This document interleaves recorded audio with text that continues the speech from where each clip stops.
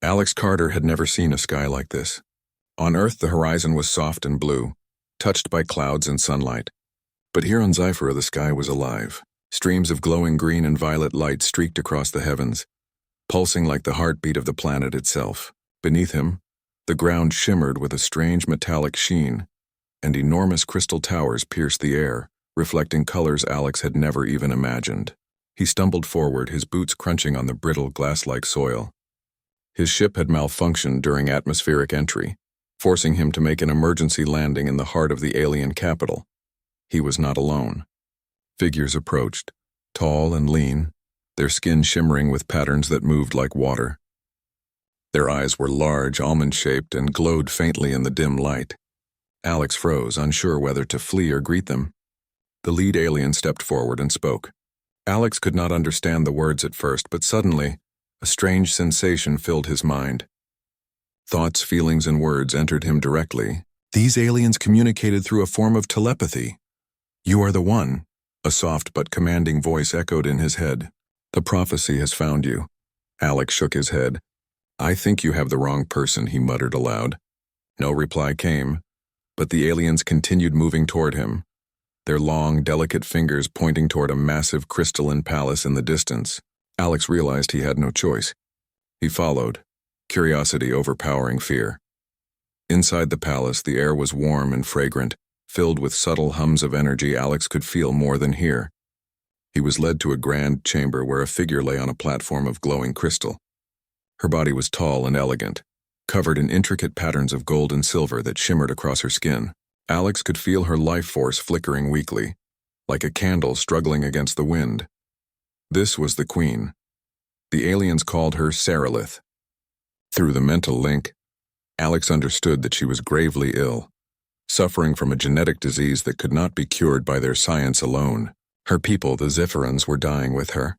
The planet's energy was connected to her life, and if she fell, their civilization might collapse.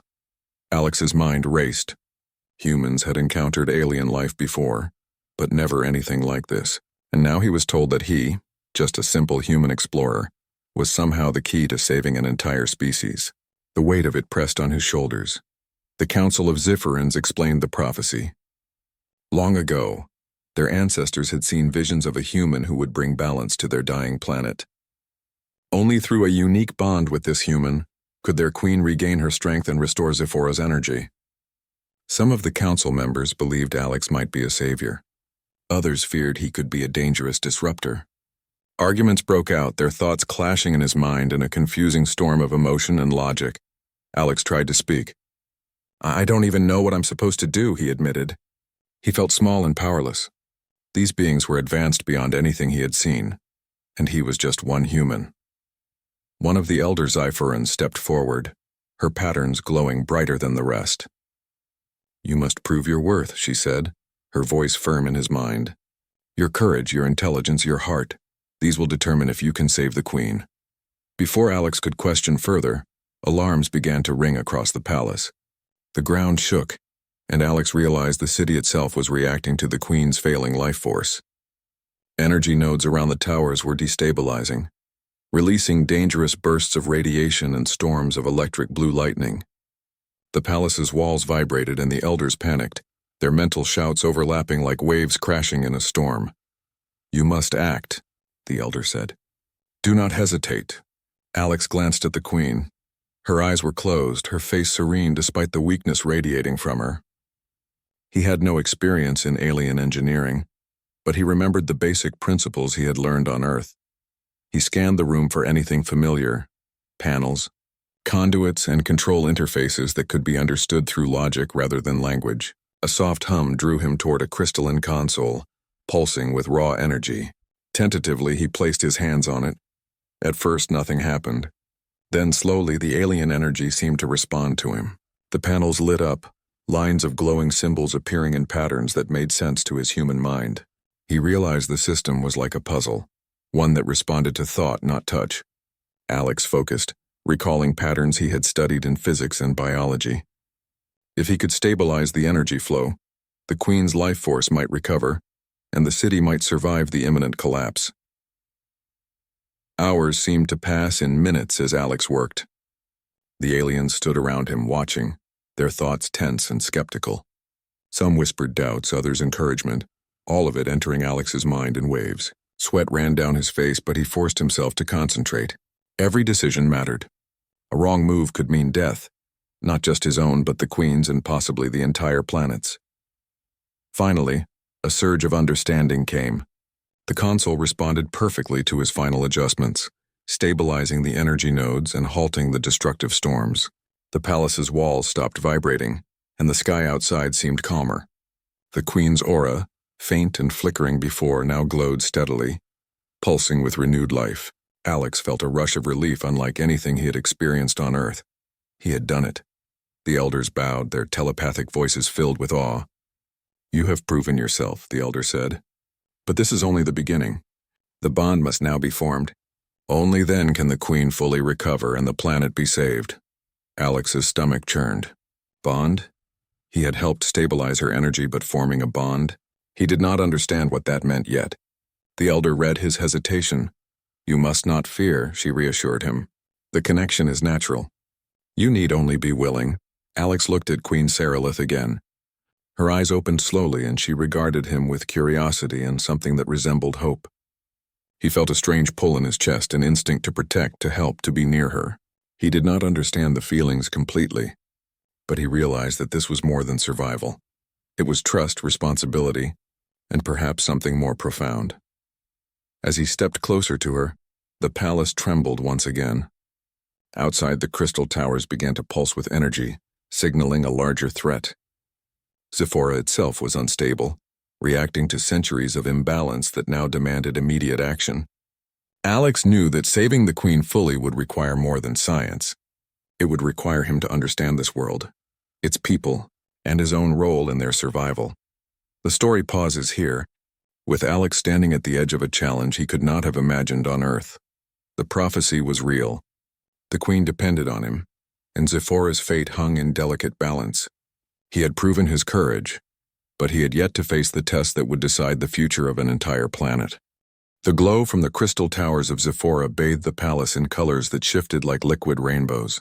Alex Carter stood at the edge of the central chamber, feeling the pull of something he could not fully name. The Queen Sarilith rose from the platform, her movements graceful yet slow. Her patterns flickered with faint golden light, showing the fragility of her condition. Even after his efforts to stabilize the energy nodes, her life force was still incomplete. The elder's words echoed in his mind. The bond must now be formed. Alex swallowed, trying to steady his nerves. He had proven his intelligence, courage, and adaptability, but forming a bond with an alien? It was unlike anything he had ever imagined. He could feel the weight of the entire planet pressing on him. Zephora itself seemed to breathe around him, its energy vibrating with anticipation. Sarilith approached him, her eyes fixed on his. There was no fear there, only something that resembled trust. Alex realized that this bond was more than physical. It was emotional, mental, and spiritual. The Queen's mind reached out to him gently without force. Images of the planet, its forests, its cities, and its people flowed into his thoughts. He saw why this bond was needed. Zephora's energy network was intricately connected to the Queen's life force. If the connection between human and Queen did not form, the planet could collapse again, undoing all his work. "Do you understand?" Sarilith's voice entered his mind. He nodded slowly, though words failed him. The elder's guidance returned, filling his thoughts with reassurance. "Trust yourself.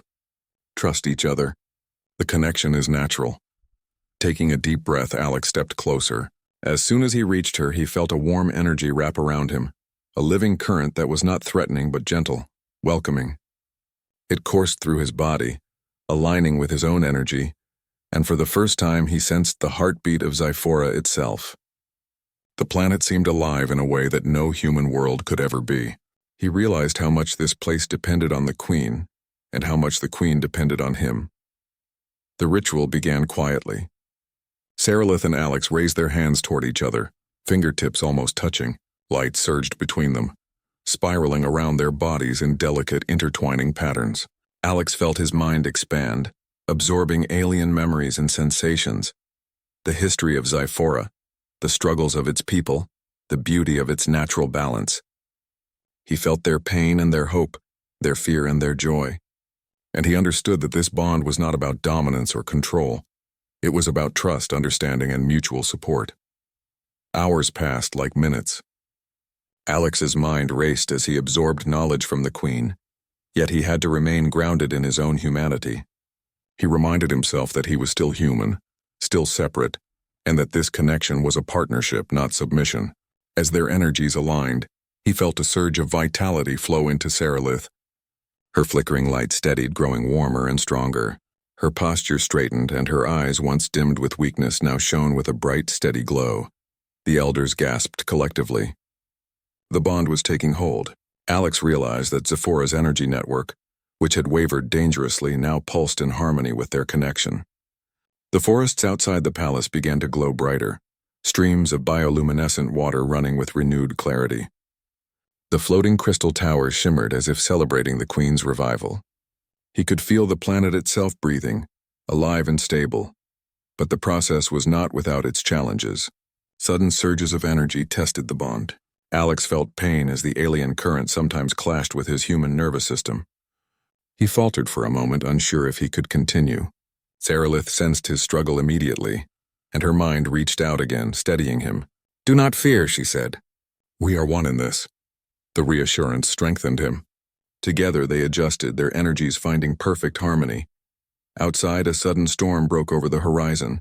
It was not dangerous but symbolic, a test from the planet itself. Lightning crackled, and the glowing sky flared with vibrant intensity. Alex held onto Sarilith's hands, feeling her power strengthen him even as he lent his own energy to her. The storm subsided gradually, leaving the skies peaceful. Zephora was responding to their bond. The Queen was healing, and the planet's ecosystem was stabilizing. Finally, the ritual reached its peak. A wave of energy radiated outward from the palace, traveling through the crystal towers and across the forests. Every living being on Zephora felt the change, a sense of calm, strength, and renewed life. Alex and Sarilith stepped back, exhausted but victorious.